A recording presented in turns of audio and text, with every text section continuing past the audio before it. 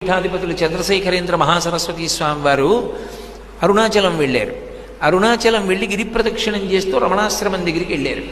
ఒక్క నిమిషం ఆగి లోపలికి చూశారు. ఆయన్ని చూడటానికి రమణాశ్రమంలో ఉన్న వాళ్ళందరూ బయటికి వచ్చి నమస్కారం చేశారు. ఆయన వాళ్ళందరికీ చెయ్యెత్తి ఓసారి ఇలా అని వెళ్ళిపోయారు. ఆయన రమణాశ్రమంలోకి వెళ్ళలేదు. రమణులు బయటికి రాలేదు. రమణుల దగ్గరికి వెళ్ళి అడిగారు, అయ్యో పరమాచార్య స్వామి వారు అటు ఎడుతున్నారు కదా గిరి ప్రదక్షిణంగా, మీరు వెళ్ళలేదేం బయటికి అని అడిగారు.